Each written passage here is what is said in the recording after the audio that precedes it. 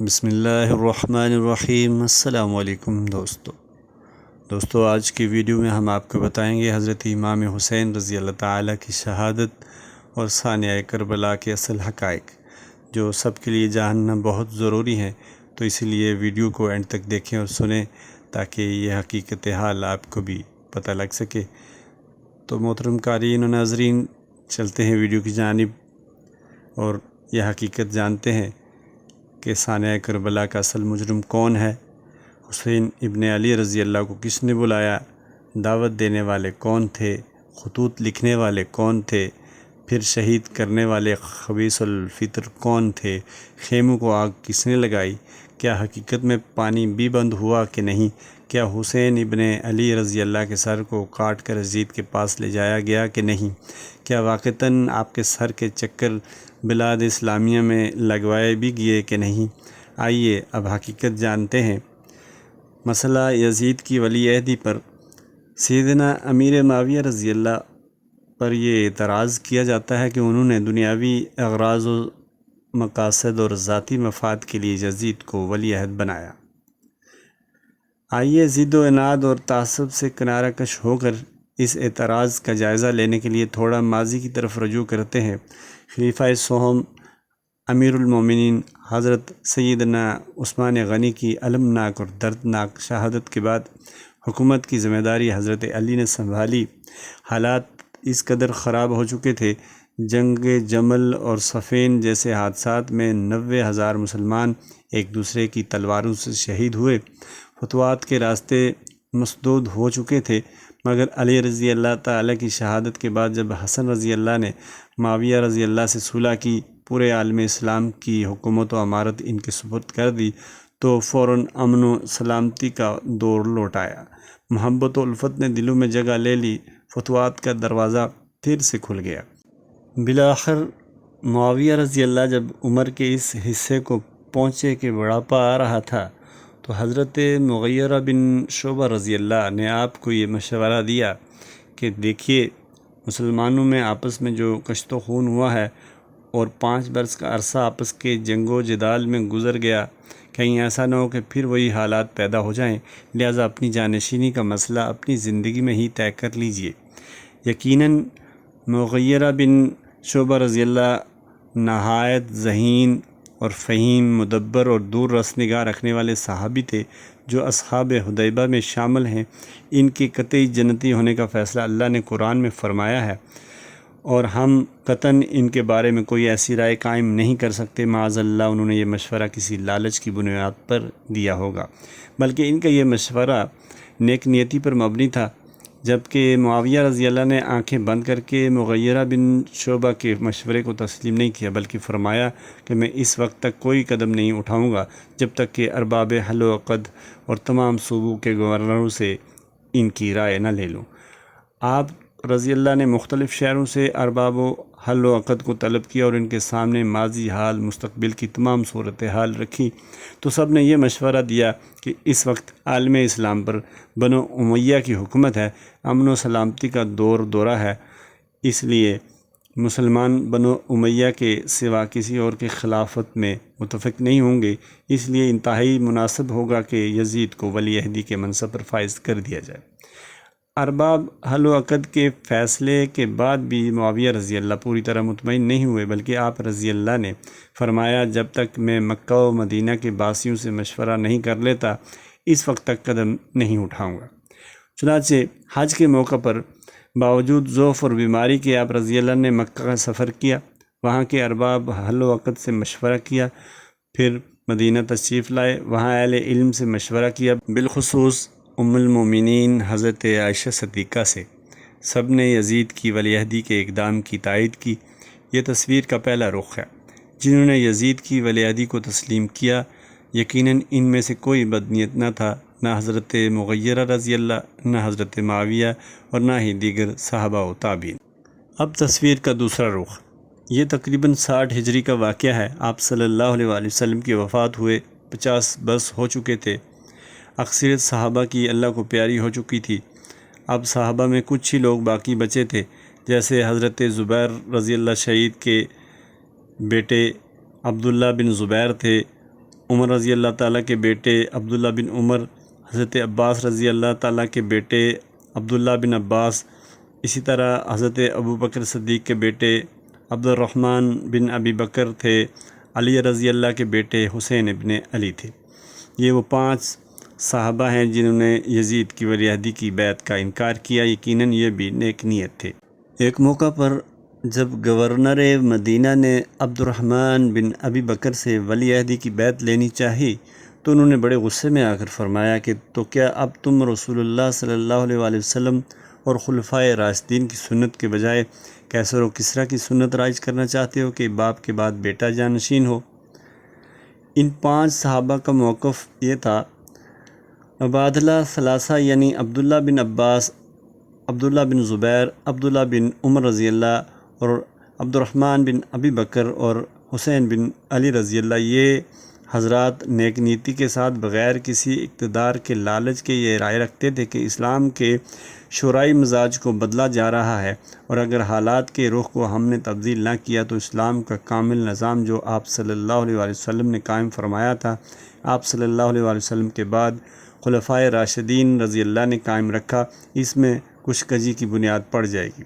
اسے ہر قیمت پر روکنا ضروری ہے، لہٰذا یزید کی ولی عہدی کی بیعت ہم نہیں کرتے۔ لیکن یہ حقیقت بھی ذہن نشین رہے کہ ان 5 حضرات کو چھوڑ کر امت کی اکثریت نے یزید کی ولی عہدی کی بیعت کو تسلیم کر لیا تھا۔ ہم اہل سنت والجماعت ان میں سے کسی کو بدنیت نہیں قرار دیتے۔ 22 رجب المرجب سن 60 ہجری کو امیر معاویہ رضی اللہ تعالیٰ کا انتقال ہوا۔ یزید برسر اقتدار آیا۔ یزید نے اپنی بیعت لینے کے لیے مختلف گورنروں کو خط لکھے۔ ایک خط گورنر مدینہ ولید بن عتبہ کو لکھا جس میں یہ حکم تھا کہ ہر خاص و عام سے میری بیعت، اور بالخصوص عبداللہ بن عمر، عبداللہ بن زبیر، حسین بن علی سے۔ جب گورنر نے عبداللہ بن عمر سے بیعت لینی چاہی تو آپ رضی اللہ نے فرمایا، بس میں اتنا کہتا ہوں کہ جب سب لوگ بیعت کر لیں گے، میرے سوا کوئی بھی باقی نہ رہے گا تو میں بیعت کر لوں گا۔ اسی طرح حضرت عبداللہ بن زبیر رضی اللہ سے بیعت لینے کا مطالبہ کیا گیا تو آپ رضی اللہ نے فرمایا، بیعت لینے میں مجھ سے جلدی نہ کرو، میں ضرور آؤں گا، مجھے ذرا مہلت دو۔ پھر حسین رضی اللہ تعالیٰ سے بھی بیعت کا مطالبہ کیا گیا تو آپ رضی اللہ نے بھی مہلت طلب کی۔ اسی مہلت سے فائدہ اٹھاتے ہوئے 28 رجب سن 60 ہجری 4 مئی 681 عیسوی کو اپنے اہل و عیال کے ساتھ مدینہ سے مکہ روانہ ہو گئے۔ ادھر اہل کوفہ کو جب اطلاع ملی کہ حسین ابن علی رضی اللہ یزید کی بیعت کرنے کو تیار نہیں تو کوفیوں نے اس موقع سے فائدہ اٹھاتے ہوئے حسین ابن علی رضی اللہ کو خطوط لکھنا شروع کر دیے۔ ملا باقر مجلسی شیعہ مجتہد تحریر کرتا ہے، شیعان کوفہ سلیمان بن سرد خزائی کے گھر جمع ہو گئے اور یہ فیصلہ ہوا کہ حضرت امام حسین رضی اللہ تعالیٰ کو بلایا جائے کوفہ میں۔ اس مقصد کے لیے انہوں نے حضرت امام حسین کو خط لکھنا شروع کی، اور پہلا خط جو وہاں سے لکھا گیا وہ کچھ اس طرح سے ہے۔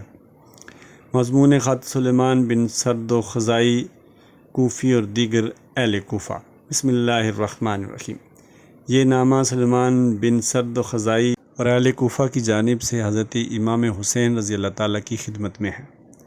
آپ پر سلام خدا ہو، اور ہم شکر ادا کرتے ہیں کہ اس نے آپ کے دشمن جبار کو بغیر رضامندی امت ان پر حاکم ہوا تھا ہلاک کیا، اور واضح ہو کہ اس وقت ہمارا کوئی امام و پیشوا نہیں، بس آپ ہماری طرف متوجہ ہوں اور ہمارے شہر میں قدم رنجہ فرمائیے کہ ہم سب آپ کے مطیع ہیں، شاید حق تعالی حق کو آپ کی برکت سے ہم پر ظاہر کرے۔ اور نعمان بن بشیر حاکم کوفہ نہایت ذلیل و خوار دارالامارت میں بیٹھا ہے، اور ہم جمعہ کو اور عیدین میں وہاں نماز پڑھنے نہیں جاتے۔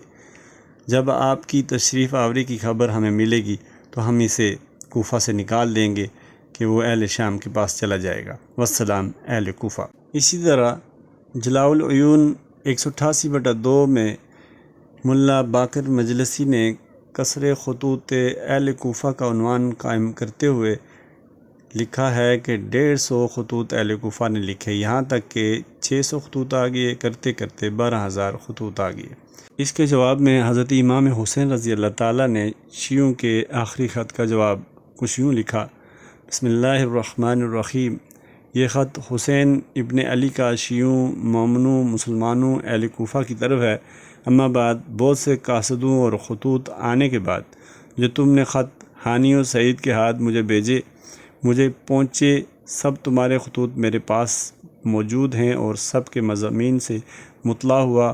تم نے سب خطوط میں لکھا ہے کہ ہمارا کوئی امام نہیں، بہت جلد آپ ہمارے پاس تشریف لائیں، خدا آپ کی برکت سے ہم کو حق و ہدایت کرے۔ واضح ہو کہ میں بالفعل تمہارے پاس اپنے برادر اور چچا زاد مسلم بن عقیل کو بھیجتا ہوں۔ اگر مسلم مجھے لکھیں جو کچھ تم نے مجھے خطوط میں لکھا، بمشورہ عقل و بزرگان قوم لکھا ہے، اس وقت میں بہت جلد انشاءاللہ تمہارے پاس چلا آؤں گا۔ والسلام، حسین ابن علی ابن ابی طالب علیہ السلام۔ ناظرین و سامعین، ہزاروں کی تعداد میں جو خطوط شیعہ نے کوفہ نے لکھے، تمام کا مضمون تقریباً ایک ہی تھا کہ آپ رضی اللہ کوفہ تشریف لے آئیں۔ ان کوفیوں نے اس قدر خطوط لکھے کہ حسین ابن علی رضی اللہ کے پاس خطوط کا تانتا لگا ہوا تھا۔ یہ وہ حقیقت ہے، اس کو مکمل طریقے سے ذہن نشین کر لیں تاکہ ہم قاتلین حسین کی کھوج لگائیں تو یہ خطوط معاون ثابت ہوں۔ اس قدر خطوط آنے کے باوجود آپ رضی اللہ تعالیٰ کوفہ جانے کو تیار نہیں ہوئے، کیونکہ آپ کو معلوم تھا کہ کوفی غدار ہیں۔ بالآخر 60 کوفیوں کا وفد آپ رضی اللہ کے پاس آیا، قسمیں کھا کھا کر آپ کو اعتماد میں لیا اور کہا کہ اہل کوفہ یزید کی بیعت کرنے کو تیار نہیں، بس آپ کے آنے کی دیر ہے، اہل کوفہ یزید کا تختہ الٹ دیں گے۔ چنانچہ پھر بھی حسین ابن علی رضی اللہ فوراً کوفہ روانہ نہیں ہوئے، بلکہ کوفہ کے حالات کی تحقیق کے لیے آپ نے اپنے چچا زاد بھائی مسلم بن عقیل رضی اللہ کو بھیجا۔ جب مسلم بن عقیل رضی اللہ کوفہ پہنچے تو آپ نے مختار بن عبید کے مکان پر قیام کیا۔ آپ کی تشریف آوری کی خبر سن کر شیعان علی جوک در جوک آپ کی زیارت کے لیے آئے۔ بقول ملا باقر مجلسی شیعہ مجتہد کے 18,000 کوفیوں نے مسلم بن عقیل کے ہاتھ پر بیعت کر لی۔ جلاء العیون 193/2 اور مسلسل جوک در جوک شیعان کوفہ بیعت کے لیے آتے رہے، یہاں تک کہ تاریخی روایات کے مطابق 40,000 کوفیوں نے مسلم بن عقیل کی بیعت کر لی۔ جب مسلم بن عقیل نے دیکھا کہ شیعان کوفہ دل و جان سے اپنے عہد و اقرار پر قائم ہیں، تو آپ رضی اللہ نے حسین بن علی رضی اللہ کے نام ایک خط لکھا کہ اب تک 18,000 کوفی میرے ہاتھ پر بیعت کر چکے ہیں، کوفہ کے حالات بالکل سازگار ہیں، اہل کوفہ آپ کے آنے کے منتظر ہیں، لہٰذا آپ فوراً کوفہ تشریف لے آئیں۔ جلاء العیون از ملا باقر مجلسی 193/2۔ کوفہ کوئی معمولی شہر نہیں تھا، بلکہ اس کی سیاسی اور فوجی حیثیت سے بڑی اہمیت یہ تھی کہ یہ سب سے بڑی چھاونی تھی جو حضرت عمر رضی اللہ کے دور میں قائم کی گئی تھی، اور یہ وہ مقام ہے جس سے اس شارع کا کنٹرول ہوتا ہے جو ایران اور شام کی طرف جاتی ہے۔ لہٰذا حسین رضی اللہ یہ رائے رکھتے تھے کہ اگر اہل کوفہ کی اکثریت ہمارا ساتھ دینے کے لیے آمادہ ہے، جیسا کہ مسلم بن عقیل کے خط سے ظاہر ہے، تو کامیابی کے امکانات غالب ہیں، اس لیے کوفیوں کی دعوت کو قبول کر لینا چاہیے۔ اہل کوفہ کا یہ جوش اور یہ استقبال دیکھ کر حضرت نعمان بن بشیر رضی اللہ صحابی رسول نے، جو اس وقت کوفہ کے گورنر تھے، اہل کوفہ کو مطلع کیا کہ یہ بیعت یزید کی مرضی کے خلاف ہے، یزید اس پر غضبناک ہوگا۔ بس اس قدر کہہ کر نعمان بن بشیر خاموش ہو گئے، اہل کوفہ کے خلاف کوئی کارروائی نہ کی۔ عبداللہ بن مسلم حضرمی نے نعمان بن بشیر کا خطاب سننے کے بعد کہا کہ آپ اس فساد کو بغیر طاقت کے ختم نہیں کر سکتے، آپ نے کمزور رائے قائم کی ہے۔ چنانچہ اس نے مجلس سے اٹھ کر فوراً یزید کو خط لکھا کہ کوفہ کو بچانا چاہتے ہو تو نعمان بن بشیر کو معزول کر کے کسی طاقتور شخص کو کوفہ کا گورنر بناؤ۔ 18,000 کوفی مسلم بن عقیل کے ہاتھ بیعت کر چکے ہیں۔ اس خط کے پہنچتے ہی یزید سخت غضبناک ہوا، فوراً نعمان بن بشیر کو معزول کر کے عبداللہ بن زیاد کو، جو بصرہ کا گورنر تھا، اسے کوفہ کا گورنر بنا دیا۔ اس نے آ کر سختی سے حالات پر کنٹرول کرنے کی کوشش کی۔ حضرت امام حسین رضی اللہ تعالیٰ کی کوفہ روانگی۔ مسلم بن عقیل کا خط پہنچنے کے بعد 10 ذی الحج سن 60 ہجری کو مکہ سے کوفہ روانہ ہوئے۔ اگرچہ عام مورخین نے تاریخ روانگی 8 ذی الحج بتلائی ہے، مگر علامہ ابن کثیر رحمۃ اللہ نے البدایہ والنہایہ میں 10 ذی الحج بیان کی ہے۔ یقیناً یہ کیسے ممکن ہو سکتا ہے کہ نواسۂ رسول صلی اللہ علیہ وسلم یوم حج سے ایک دن پہلے مکہ سے کوفہ چل پڑیں اور ارکان حج ادا نہ کریں؟ چنانچہ اس تعجب کو دور کرنے کے لیے کچھ کذاب راویوں نے فرزوق شاعر کی طرف ایک سوال منسوب کر کے حسین رضی اللہ کے منہ سے جلدی نکلنے کی وجہ بیان کروائی۔ فرزوق کا سوال: ایسی کیا جلدی پڑی ہے کہ آپ حج چھوڑ کر کوفہ جا رہے ہیں؟ حضرت حسین کا جواب: میں ایسی جلدی نہ کرتا تو مجھے گرفتار کر لیا جاتا۔ ذرا انصاف کی نظروں سے دیکھیے کہ تمام مورخین اس بات پر متفق ہیں کہ مکمل 4 ماہ یعنی شعبان، رمضان، شوال، ذی القعدہ اور ذی الحج کے چند دن اور کچھ دن حسین رضی اللہ مکہ میں ٹھہرے رہے۔ اس تمام عرصے میں کوفیوں کے خطوط آپ کے پاس مسلسل آتے رہے، مختلف کوفی وفود سے آپ کی ملاقاتیں ہوتی رہیں اور بیعت کا حلف لیتے رہے، مگر گورنر مکہ عمرو بن سعد نے کوئی آپ پر جبر نہیں کیا، نہ کوفیوں کو آپ کے پاس آنے سے روکا، نہ خطوط پر پابندی لگائی۔ اگر حکومت چاہتی تو یہ سب کچھ کر سکتی تھی، لیکن حکومت وقت نے حضرت حسین کے ساتھ نرمی کا برتاؤ کیا۔ پھر یہ کیوں کر باور کیا جا سکتا ہے کہ حسین رضی اللہ اپنے تمام ساتھیوں کو لے کر ایام حج کے دوران کوفہ کی طرف روانہ ہو جائیں، اور مزید یہ کہ لاکھوں کا مجمع حج کرنے کے لیے آیا ہے۔ مسلمان نواسۂ رسول سے بے حد محبت کرنے والے تھے، ان حالات میں حسین رضی اللہ کو کیسے گرفتار کیا جا سکتا تھا؟ دوسری طرف مورخین نے یہ بھی لکھا ہے کہ عبداللہ بن جعفر رضی اللہ نے حسین رضی اللہ کو کوفہ جانے سے روکنے کے لیے گورنر کوفہ عمرو بن سعد سے ملے اور اسے کہا کہ تم میرے چچا زاد بھائی حسین رضی اللہ کو خط لکھو کہ جس میں انہیں امان دینے کا اور احسان کرنے کا وعدہ ہو، اور ان کو لکھو کہ وہ واپس چلے آئیں، کوفہ نہ جائیں، شاید کہ انہیں تمہارے خطوط سے اطمینان ہو اور وہ واپس آ جائیں۔ تو عمرو بن سعد نے عبداللہ بن جعفر سے کہا کہ تمہارے جی میں جو آئے وہ لکھ کر میرے پاس لے آؤ، میں اس پر مہر لگا دوں گا۔ تو عبداللہ بن جعفر رضی اللہ خط لکھ کر عمرو بن سعد کے پاس لے آئے اور کہا مہر لگاؤ اور اپنے بھائی یحییٰ بن سعید کے ہاتھ روانہ کرو تاکہ حسین رضی اللہ اطمینان حاصل کر کے واپس آ جائیں۔ تاریخ طبری: ذرا انصاف کیجئے کہ ایک طرف یہی راوی یہ بیان کرتے ہیں کہ گرفتاری کے ڈر سے نواسۂ رسول صلی اللہ علیہ وسلم مکہ سے جلدی نکلے، ارکان حج ادا نہ کیے، اور دوسری طرف تاریخ یہ بھی کہتی ہے کہ گورنر مکہ عمرو بن سعد حسین رضی اللہ کو امان دینے کے لیے تیار تھا۔ اگر گرفتاری کرنا تھا تو امان دینے کے لیے خط کیوں لکھا اور اپنے بھائی یحییٰ بن سعید کے ہاتھ خط روانہ کیوں کیا؟ یقیناً یہ تاریخ کے تضاد اس حقیقت کو اجاگر کر رہے ہیں کہ آپ رضی اللہ ارکان حج کو چھوڑ کر کوفہ کی طرف روانہ نہیں ہوئے، بلکہ آپ 10 ذی الحجہ کو ارکان حج ادا کرنے کے بعد مکہ سے کوفہ روانہ ہوئے، اور مکہ سے کربلا انگریزی لحاظ سے 950 میل کا فاصلہ ہے اور عربی لحاظ سے 800 میل کا فاصلہ بنتا ہے، اور 30 منزلوں کی مسافت ہے۔ ایک دن میں ایک ہی منزل طے ہو سکتی تھی۔ یہ وہ حقیقت ہے جس کو ذہن نشین فرما لیں تاکہ حقائق کی کھوج کے لیے آسانی ہو جائے۔ حضرت امام حسین ابن علی کا سفر کوفہ۔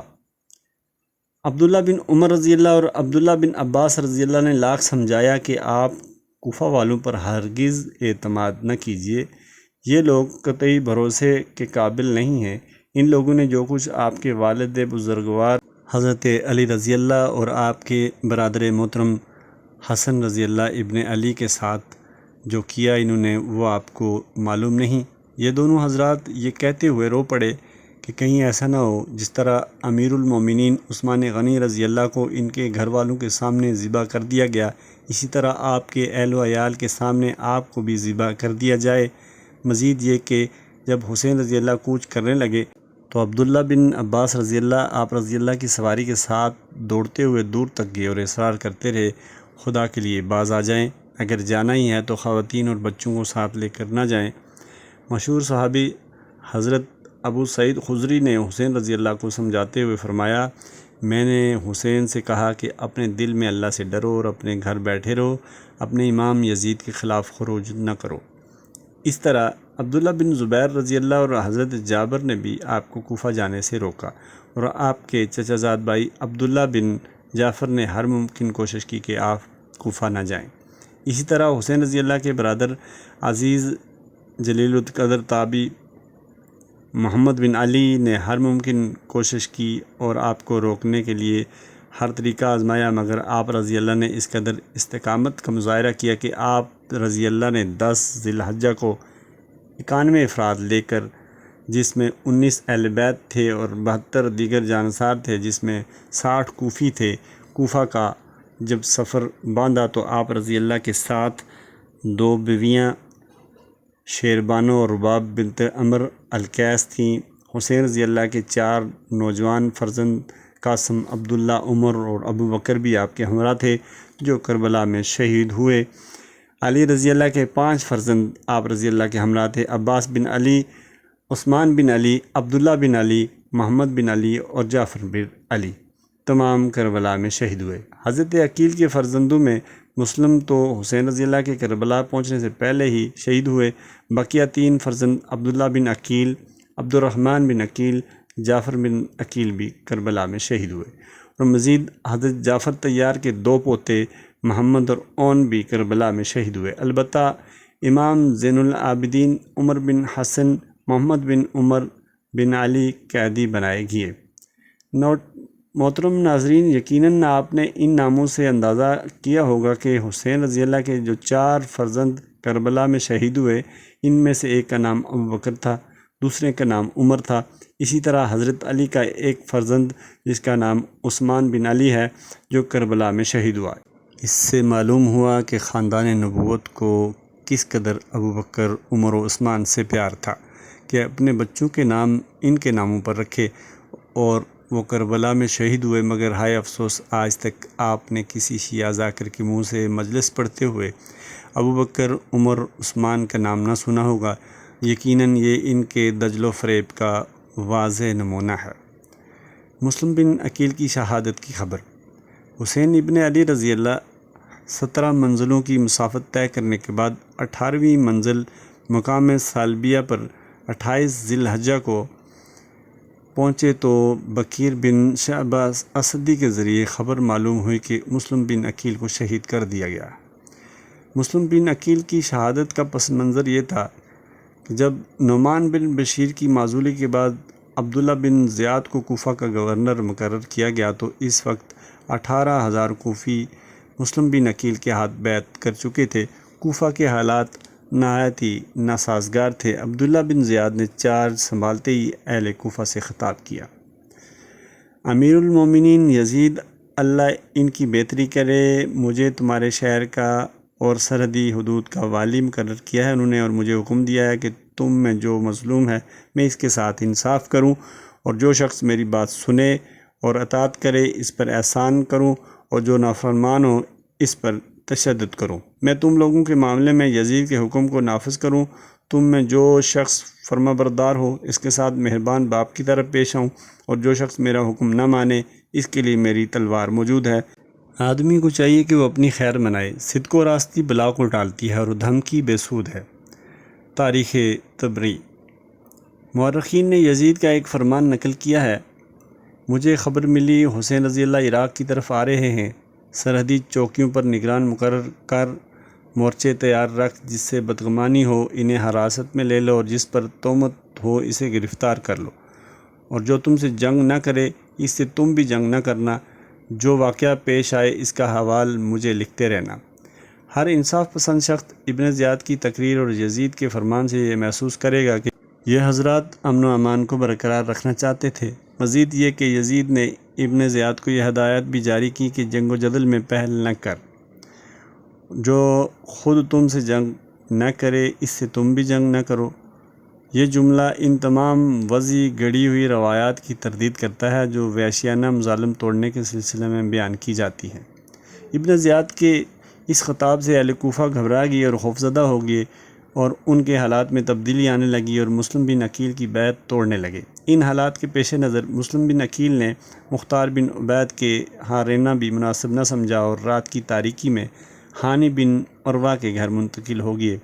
ہانی نے آپ کو ایک محفوظ کمرے میں چھپائے رکھا اور سوائے چند مخصوص اور معتمد لوگوں کے دوسروں کو اس راز سے مطلع نہ کیا اور مخفی طریقے سے بیعت کا سلسلہ بھی جاری رہا۔ بعض تاریخی روایات کے مطابق 20,000 یا 40,000 کوفیوں نے بیعت کر لی۔ بالآخر عبداللہ بن زیاد نے مسلم کے میزبان ہانی بن عروہ کو قید کروا لیا تو مسلم نے ہانی کو قید سے چھڑوانے کے لیے اور عبداللہ بن زیاد کا قلعہ کما کرنے کے لیے ان کوفیوں کو جمع کرنا شروع کیا جنہوں نے مسلم بن عقیل کی بیعت کی تھی۔ چنانچہ ان تمام کوفیوں نے قصر خلافت کا محاصرہ کر لیا تو عبداللہ بن زیاد جو اہل کوفہ کے ممتاز لوگ اس کی مجلس میں موجود تھے اور پولیس کے لوگ جن کی تعداد 200 سے زائد نہ تھی قصر خلافت میں محصور ہو کر رہ گئے۔ چنانچہ کوفہ کے سردار جو قصر خلافت میں موجود تھے انہوں نے ابن زیاد کے حکم سے اپنے قبیلہ کے لوگوں کو ڈرایا جو مسلم کے لشکر میں تھے، اہل کوفہ اللہ سے ڈرو اور فتنہ فساد نہ بھڑکاؤ اور اس امت کے اتحاد و اتفاق کو مت ٹکڑے ٹکڑے کرو، اپنی جانوں پر شام کی افواج کو حملہ کرنے مت آنے دو جن کا ذائقہ تم چکھ چکے ہو اور جن کی شوکت کا تم تجربہ کر چکے ہو۔ ان باتوں کو سننے کے بعد لوگ آتے اور اپنے رشتہ داروں عزیز و اقارب کو مسلم بن عقیل کے لشکر سے واپس لے جاتے۔ عورتیں بھی اپنے بیٹوں، شوہروں اور بھائیوں کے پاس پہنچتی اور ہٹ جانے کے لیے منتیں کرتی یہاں تک کہ ان کو واپس لے جاتی۔ غرض یہ کہ 40,000 یا 18,000 بے وفا کوفی چند گھنٹوں میں ایسے منتشر ہوئے کہ آخر میں مسلم بن عقیل تنہا رہ گئے۔ بالآخر مسلم بن عقیل گرفتار ہو کر بغاوت کی پاداش میں شہید ہو گئے۔ چنانچہ مورخ طبری نے اپنی تاریخ میں اور شیعہ کے غالب مصنف ملا باقر مجلسی نے بھی مستقلاً عنوان قائم کیا ہے۔ اہل کوفہ کی حضرت مسلم سے بے وفائی اس عنوان کے تحت تحریر کرتا ہے۔ جب شام ہوئی 30 آدمیوں سے زیادہ حضرت مسلم بن عقیل کے ہمراہ لوگ نہ تھے۔ حضرت مسلم نے یہ کیفیت دیکھی تو مسجد میں جا کر مغرب کی نماز ادا کی۔ جب مغرب کی نماز سے واپس ہوئے تو فقط 10 آدمی آپ کے ہمراہ تھے۔ چاہا مسجد سے باہر نکلے، جب دروازے سے باہر آئے کوئی آپ کے ہمراہ نہ تھا۔ جلاء العیون 200/2۔ شہادت سے قبل مسلم بن عقیل نے ایک خط لکھا جو حضرت حسین کے نام تھا۔ خط میں یہ الفاظ تھے: میرے بھائی حسین، کوفیوں کے فریب میں مت آنا، یہی وہ لوگ ہیں جو آپ کے والد کے ساتھی کہلاتے تھے اور جن سے نجات پانے کے لیے آپ کے والد ماجد مر جانے یا قتل ہو جانے کی تمنا اور آرزو رکھتے تھے۔ ان کوفیوں نے آپ سے بھی جھوٹ بولا اور مجھ سے بھی۔ یہی وہ خط ہے جس کو ملا باقر مجلسی نے بھی جلاء العیون میں 204/2 میں ذکر کیا ہے۔ مسلم بن عقیل کے خط کو پڑھ کر اور شہادت مسلم کی خبر سن کر مقام سالبیہ سے حسین رضی اللہ تعالیٰ نے واپس لوٹنے کا ارادہ کر لیا، مگر مسلم بن عقیل کے 3 بھائی کھڑے ہوئے اور جوش میں آ کر کہا کہ جب تک ہم اپنے بھائی مسلم کے خون کا بدلہ نہ لیں گے، ان کی طرح خود شہید نہ ہو جائیں گے، اس وقت تک لوٹ کے نہیں جائیں گے۔ ملا باقر مجلسی کی زبانی سنیے۔ امام حسین متوجہ اولاد عقیل ہوئے۔ انہوں نے کہا بخدا ہم قسم کھاتے ہیں ہم واپس نہ جائیں گے جب تک ان سے بدلہ مسلم نہ لے لیں، یا جو شربت انہوں نے نوش کیا ہم بھی نوش نہ کر لیں۔ جلاء العیون 214/213/2۔ مزید یہ کہ 60 کوفی جو مکہ سے ساتھ آ رہے تھے ان کا بھی مسلسل اصرار تھا کہ آپ کوفہ چلیں۔ آپ میں اور مسلم میں فرق ہے، آپ جب کوفہ پہنچیں گے بس سب لوگ آپ کی طرف دوڑ پڑیں گے۔ بالآخر حسین بن علی رضی اللہ برادران مسلم اور 20 کوفیوں کے اصرار کے سامنے بے بس ہو کر کوفہ کی طرف چل پڑے۔ جب آپ اس مقام پر پہنچے جہاں سے قادسیہ 3 میل کے فاصلے پر تھا، حربن یزید التمیمی 1000 لشکر کے ساتھ ابن زیاد کے حکم سے آپ رضی اللہ کو گرفتار کرنے کے لیے بھیجا گیا تھا۔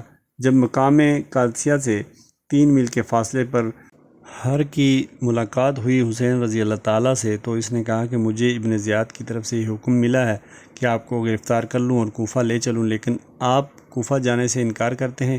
تو ابن زیاد کا یہ حکم ہے کہ آپ نہ کوفہ جا سکتے ہیں نہ مکہ و مدینہ، ان دونوں سمتوں کو آپ نہیں جا سکتے، اس کے علاوہ تیسری طرف آپ کو اجازت ہے جانے کی۔ یہاں یہ بات اچھی طرح ذہن نشین کر لیں کہ یہ تیسرا راستہ کون سا ہو سکتا تھا؟ وہ راستہ تھا دمشق کا، لیکن آپ رضی اللہ دمشق جانے کے لیے تیار نہ تھے۔ اتنے میں عمر بن سعد کی قیادت میں 4000 کا لشکر کوفہ سے مزید پہنچ چکا تھا۔ یہ رشتہ میں حسین رضی اللہ کے دور کے نانا لگتے تھے، اس لیے کہ آپ فاتح ایران یکے از عشرہ مبشرہ سعد بن ابی وقاص رضی اللہ کے بیٹے تھے، اور سعد بن ابی وقاص رضی اللہ آپ صلی اللہ علیہ وسلم کے ماموں تھے۔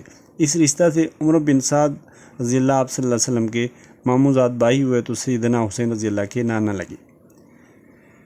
عمر بن سعد نے حسین رضی اللہ کو ماضی میں جھانکنے کا مشورہ دیا کہ ان کوفیوں غداروں نے مسلم بن عقیل سے کیا کیا اور کس طرح غداری کی۔ 18,000 سے 25,000 کوفیوں نے بیعت کر کے توڑ ڈالی، اور بالآخر کوفیوں ہی کی مخبری کے نتیجے میں مسلم بن عقیل کو شہید کر دیا گیا۔ مزید یہ کہ آپ رضی اللہ کے والد ماجد سے بے وفائی کی اور ان پر تلوار کھینچی۔ آپ رضی اللہ کے برادر حضرت حسن رضی اللہ کو خنجر مارا، گالیاں دی، اور حضرت عمر کو مسلح پہ شہید کیا۔ حضرت حسن کے نیچے سے مسلح کھینچا، بالآخر ان کو زہر دے کر شہید کر دیا۔ لہٰذا آپ کس بنیاد پر کوفہ جا رہے ہیں؟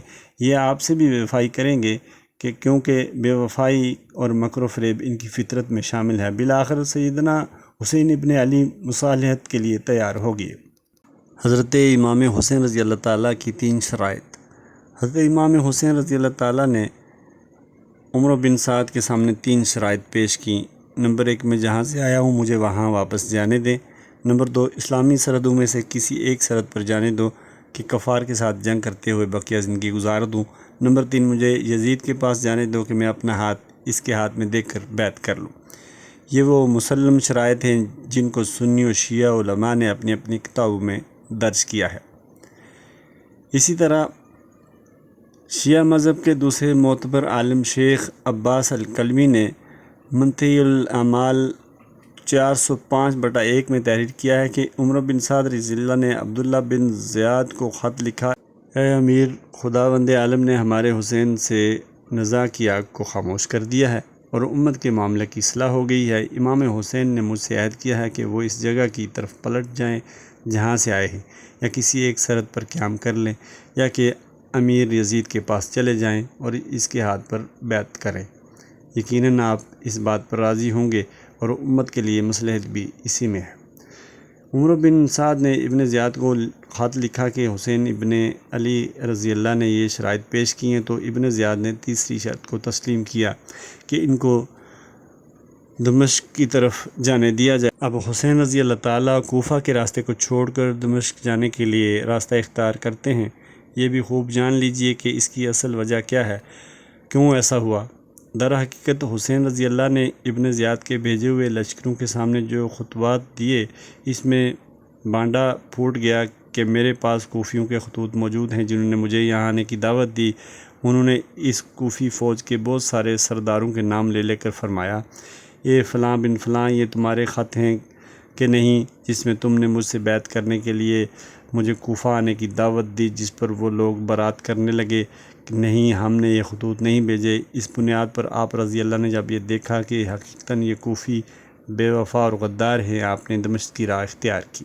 جب آپ رضی اللہ نے قادسیہ سے دائیں مڑ کر مغسیہ، زوخسن، قصر بنی مقاتل اور کربلا والے راستے سے دمشق چلے، ساتھ ساتھ ابن سعد کا حفاظتی دستہ بھی تھا، لیکن دوسری طرف وہ 60 کوفی جو مکہ سے چلے آ رہے تھے، وہ سمجھ گئے کہ اگر حسین ابن علی زندہ سلامت یزید کے پاس پہنچ گئے تو یزید پوچھے گا کہ آپ کو کوفہ آنے کی دعوت کس نے دی، تو لامحالہ حسین رضی اللہ نے ہمارے خطوط بطور ثبوت پیش کریں گے، تو ہماری کارروائیوں سے پردہ اٹھ جائے گا اور ہماری سازشیں بے نقاب ہو جائیں گی، ہم پر بغاوت کا مقدمہ دائر ہوگا، پھر یزید جو ہمارا حشر کرے گا وہ اس کے تصور سے بھی کانپ اٹھتے تھے، لہٰذا ہماری سلامتی اسی میں ہے کہ حسین رضی اللہ کو یزید کے پاس نہ پہنچنے دیا جائے۔ مزید یہ کہ 60 کوفیوں میں 4 نوارد کوفی بھی شامل تھے۔ حضرت حسین رضی اللہ کو یہ ترغیب دینا شروع کر دی کہ کوہستان آ جاؤ، سلمی پر چڑھ کر ڈیرے ڈالیں۔ قبیلہ بنی طے کے 20,000 سوار اور پیادے بہت جلد امداد و نصرت کو آن موجود ہوں گے۔ چنانچہ قافلہ حسینی چلتے چلتے منزلوں کو طے کرتے ہوئے 10 محرم الحرام کو بوقت عصر کربلا پہنچے تو ان کوفیوں کے خطرناک عزائم کا علم عمرو بن سعد کو ہوا کہ یہ کوفی جنگ جمل و صفین کی طرح پھر صلح کو جنگ میں تبدیل کرنا چاہتے ہیں، تو عمرو ابن سعد نے مسئلہ کو آئینی نوعیت دی۔ چنانچہ آپ نے حسین ابن علی رضی اللہ سے فرمایا کہ آپ دمشق پہنچنے سے پہلے ہی ابن زیاد جو کہ یزید کا نمائندہ ہے اس کی بیعت کر لیں، مگر حسین رضی اللہ نے ابن زیاد کی بیعت کرنے سے انکار کر دیا اور فرمایا کہ ابن زیاد جیسے شخص کے ہاتھ پر بیعت کرنے سے بہتر تو موت ہے۔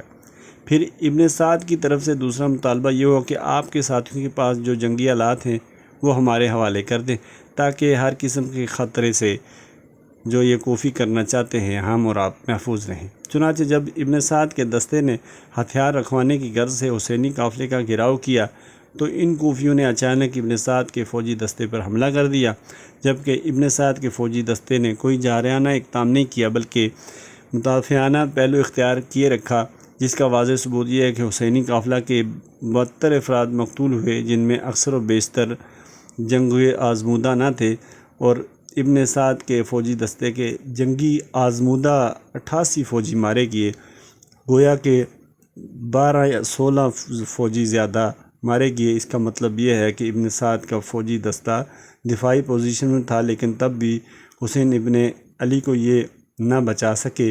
یہی وجہ ہے کہ شہادت حسین رضی اللہ پر ابن سعد کو اس قدر صدمہ ہوا کہ ابو محنف جیسا محتسب شیعہ راوی بیان کرتا ہے، ترجمہ راوی نے کہا کہ گویا میں نے عمرو بن سعد کے آنسوؤں کو دیکھا ہے کہ ان کے رخساروں اور داڑھی پر بہنے لگے تھے۔ سامعین اکرام، سانحہ کربلا کی حقیقت جاننے کے بعد اب ذرا تعصب کی اینک اتار کر ٹھنڈے دل و دماغ سے فیصلہ کیجیے۔ نمبر 1، حسین ابن علی کو کوفہ دعوت دینے والے، خطوط لکھنے والے، وفد کی صورت میں جا کر ہمراہ لانے والے کیا شیعہ نے کوفہ نہ تھے؟ نمبر 2، مسلم بن عقیل کے ہاتھ پر 18,000 سے 25,000 بیعت کرنے والے، بے وفائی کرنے والے، بے یار و مددگار چھوڑ کر مخبری کر کے شہید کروانے والے کیا شیعہ نے کوفہ نہ تھے؟ نمبر 3، حسین ابن علی رضی اللہ کا سفر کربلا اگر کفر و اسلام کی جنگ کا سفر تھا تو مسلم کی شہادت کے خبر سن کر آپ نے واپسی کا ارادہ کیوں کیا؟ نمبر 4، آپ رضی اللہ نے عمرو بن سعد کے سامنے 3 شرائط پیشکش کیوں کی؟ یزید سے مصلحت کے لیے تیار کیوں ہوئے؟ نمبر 5، اس صلح کو جنگ میں تبدیل کرنے والے کیا شیعہ نے کوفہ نہ تھے؟ یقیناً ہر انصاف پسند آدمی کا یہی جواب ہوگا کہ اس سانحہ کے اصل مجرم شیعہ نے کوفہ ہیں۔ مزید یہ کہ 10 ذی الحجہ کو مکہ سے چلے، 10 محرم کو بوقت عصر کربلا میں پہنچے، اچانک شیعہ نے کوفہ نے حملہ کر کے صلح کو جنگ میں تبدیل کر دیا۔ نہ عباس علمبردار کو فرات کے چکر لگانے پڑے، نہ قاسم کی شادی کے افسانے، نہ مہندی کی رسم، نہ حضرت حسین رضی اللہ کے ہاتھوں ہزاروں فوجیوں کا قتل، نہ ہاتھوں میں ہتھکڑیاں، نہ پاؤں میں بیڑیاں، نہ آسمان سے خون کی بارش، نہ پانی کا بند ہونا، یہ سب کچھ ابو محنف جیسے کذاب شیعہ راوی کی گھڑی ہوئی بے سر و پا داستانیں ہیں۔ سامعین اکرام، اب دیکھتے ہیں کہ حضرت امام حسین رضی اللہ کے قاتل کون ہیں۔ تو شیعہ مذہب کی ہی ایک کتاب الروضہ من کافی 217/8 میں لکھا ہے کہ آپ صلی اللہ علیہ وسلم نے حضرت علی سے فرمایا، اے علی، اپنے بیٹوں کو اپنے شیعوں سے بچانا، وہ انہیں قتل کر دیں گے۔ خطبہ حسین رضی اللہ تعالیٰ بھی آپ کے سامنے بیان کیے دیتا ہوں۔ حسین ابن علی رضی اللہ نے مقام کربلا پر اہل کوفہ سے خطاب کرتے ہوئے فرمایا، تم پر اور تمہارے ارادے پر لعنت ہو، کیا تم نے مجھے خطوط لکھ کر اور وفود بھیجوا کر بلایا نہیں تھا، اور میں تمہارے کہنے پر اور تمہارے خطوط قبول کر کے تمہاری نصرت و ہدایت کے لیے آیا، تو اس وقت تم نے شمشیر کی نہ مجھ پر کھینچی اپنے دشمنوں کی تم نے یاری و مددگاری کی اور اپنے دوستوں سے دستبرداری کر کے دشمنوں سے مل گئے۔ تم پر لعنت ہو، فرزندان پیغمبر کو کافروں کی خاطر قتل کرتے ہو۔ جلاء العیون عزم اللہ باقر مجلسی 232/2۔ ناظرین اکرام، اب آپ کے سامنے امام زین العابدین کا خطبہ بھی بیان کیے دیتا ہوں۔ آپ رضی اللہ سانح کربلا کے عینی شاہد تھے۔ آپ نے اہل کوفہ سے خطاب کرتے ہوئے فرمایا، میں تم کو قسم خدا کی دیتا ہوں، تم جانتے ہو کہ میرے پدر کو خطوط لکھے اور ان کو فریب دیا اور ان سے عہد و پیمان کیا اور ان سے بیعت کی، آخر کار ان سے جنگ کی اور دشمن کو ان پر مسلط کیا، پس لعنت ہو تم پر، تم نے اپنے پاؤں سے جہنم کی راہ اختیار کی۔ یہ سن کر صدائے گریہ ہر طرف سے بلند ہوئی، آپس میں ایک دوسرے سے کہتے تھے، ہم ہلاک ہو گئے۔ یہ کتاب جلاء العیون عزم اللہ باقر مجلسی 273/2 میں ہے۔ محترم سامعین و ناظرین، حضرت امام حسین کے قاتل کون ہیں یہ تو آپ کو پتہ لگ گیا، کیونکہ جنہوں نے قتل کیا انہوں نے ہی ان کو بلایا تھا خط لکھ کر اور وفود بھیج کر، اور انہوں نے ہی ان کو شہید کیا اور کروایا۔ تو یہ عقدہ تو حل ہوا۔ اب مسئلہ ایک اور کہ حضرت امام حسین رضی اللہ تعالیٰ کے سر کا جھوٹ اور کذب بیانی کی بھی کوئی حد ہوتی ہے۔ حسین رضی اللہ کے سر کو دفن کرنے کی روایات اس قدر متضاد ہیں کہ آپ رضی اللہ کے سر مبارک کو 8 مختلف مقامات پر دفن کیا گیا۔ یقیناً یہ روایات اپنا جھوٹا ہونا خود ظاہر کرتی ہیں، کیونکہ یہ ایک واضح معاملہ ہے۔ اگر خدا نخواستہ ایسا ہوا بھی تو ایک سر کی تدفین مختلف مقامات پر کیوں کر ممکن ہو سکتی ہے؟ یہی وجہ ہے کہ علامہ ابن کثیر رحمۃ اللہ نے فرمایا ہے کہ صحیح بات یہ ہے کہ حسین رضی اللہ کا سر مبارک یزید کے پاس نہیں لے جایا گیا۔ اب ہمزیل میں شیعہ کے معتبر عالم مرزا محمد تقی کی ناسخ التواخیر سے وہ اختلاف روایات ذکر کر دیتے ہیں کہ حسین رضی اللہ کا سر کہاں کہاں دفن کیا گیا۔ نمبر 1 کربلا میں، نمبر 2 مدینہ منورہ میں، نمبر 3 دمشق میں، نمبر 4 اسکلان میں، نمبر 5 نجف میں، نمبر 6 قاہرہ میں، نمبر 7 خزانہ یزید میں، نمبر 8 خزانہ بنو امیہ میں۔ محترم ناظرین و سامعین، یہ جھوٹے پلندے تضاد بیانیہ یقیناً ابو مخنف جیسے دیگر کذاب اور جھوٹے راویوں نے گڑھ گڑھ کر دنیا کے سامنے پیش کیے، جن کا جھوٹا ہونا خود ظاہر ہو رہا ہے۔ اب کربلا میں پانی بند ہونے یا نہ بند ہونے کے لیے کیا ثبوت ہیں؟ تو شیعہ کی وضعی روایت سے اس قدر اہل سنت کو بھی مرغوب کر دیا ہے کہ عوام تو کیا علماء بھی ممبر و محراب پر شیعہ کی زبان بولتے ہوئے نظر آتے ہیں کہ یزیدی فوج نے پورے 10 دن قافلہ حسینی پر پانی بند رکھا، عباس علمبردار بچوں کی پیاس دیکھ کر صبر نہ کر سکا اور پانی لینے کے لیے دریائے فرات کی طرف گئے، مشکیزہ بھر لیا مگر یزیدی فوج نے تیر چلا کر مشکیزہ چھلنی کر دیا۔ کیا ہے کوئی مرد مجاہد شیعہ سے سوال کرنے والا کہ حسین ابن علی جو کربلا میں ساتھیوں کی پیاس نہ بجھا سکے، تم انہیں مشکل کشا کہتے ہو اور یا حسین مدد کے نعرے لگاتے ہو؟ اگر وہ اپنے ساتھیوں کی پیاس نہ بجھا سکے تو پاکستان اور ایران میں تمہاری مدد کے لیے کیسے آئیں گے؟ یا تو مشکل کشا ہونے کا عقیدہ چھوڑ دو یا پانی کے بند ہونے کے افسانے چھوڑو۔ اب شیعہ کتب سے جائزہ لیتے ہیں کہ حقیقتاً پانی بھی بند ہوا تھا کہ نہیں۔ ملا باقر مجلسی شیعہ مجتہد نے جلاء العیون 222/2 میں یہ عنوان قائم کیا، دشمنان امام حسین کا فرات پر پہرا۔ اس عنوان کے تحت لکھا ہے، عمر بن سعد رضی اللہ کی فوج کے 500 سپاہی دریائے فرات پر پہرا دے رہے تھے کہ ہم قافلہ حسینی کو پانی نہیں لینے دیں گے۔ بالآخر جب حسینی قافلے کو پیاس کا غلبہ ہوا تو قافلہ والوں نے حسین رضی اللہ سے شکایت کی تو آپ نے ایک بیلچہ اپنے ہاتھ میں لیا اور خیمہ کی پشت پر 9 قدم سمت قبلہ چلے، وہاں بیلچہ زمین پر مارا تو موجزانہ طور پر ایک میٹھے پانی کا چشمہ جاری ہو گیا۔ حضرت امام حسین رضی اللہ بما احباب میٹھا پانی نوش کیا اور مشقیں بھی بھر لیں اور پھر چشمہ غائب ہو گیا۔ اسی طرح 10 محرم الحرام کو بھی پانی میں اثر آ گیا۔ شیعہ کے معتبر عالم شیخ عباس کلمی نے اپنی کتاب منتہی المال 411/1 میں شب عاشوراء میں پیش آنے والے واقعات کے ضمن میں لکھا ہے، حضرت حسین رضی اللہ نے حضرت علی اکبر کو 30 سواروں اور 20 پیادوں کے ساتھ روانہ کیا اور چند مشقیں پانی کی خوف و خطر کے عالم میں لے آئیں۔ پھر آپ نے اہل بیت اور اصحاب سے فرمایا کہ پانی پی لو کہ تمہارا آخری توشہ زاد راہ ہے، اور وضو کر لو اور غسل کر لو اور اپنے کپڑے دھو لو، کیونکہ وہی تمہارے کفن ہوں گے۔ ناظرین اکرام، طوالت کے پیش نظر صرف ان 2 حوالہ جات پر اتفاق کروں گا، لہٰذا ان 2 حوالہ جات کو بار بار سنیں اور فیصلہ کریں کہ کیا وہ پیاسے تڑپ تڑپ کر شہید ہو گئے یا کہ یہ شیعہ کے گڑھے ہوئے افسانے ہیں جو ہر خاص و عام کی زبان پر جاری ہیں۔ محترم سامعین و ناظرین، یہ تھی آج کی ویڈیو۔ یقیناً آپ سب کو اس بات سے آشنائی ہوگی کہ اصل واقعہ کربلا کیا تھا اور اس کے زمینی حقائق اور حقیقت حال کیا تھی۔ محترم سامعین و ناظرین، اللہ تعالی ہم سب کو اہل بیت اور اصحاب اکرام کے نقش قدم پر چل کر دنیا آخرت کی کامیابی کے لیے اعمال کرنے کی توفیق عنایت فرمائے۔ اللہ تعالی ہم سب کو اس پرفتنہ دور میں ہر فتنے سے بچ کر دنیا آخرت کی کامیابی کے لیے نبی کریم صلی اللہ علیہ وآلہ وسلم کے نقش قدم پر چلنے کی توفیق عنایت فرمائے۔ اللہ تعالی ہم سب کا حامی و ناصر ہو۔ اگلی ویڈیو تک کے لیے اجازت دیجیے۔ اللہ نگہبان۔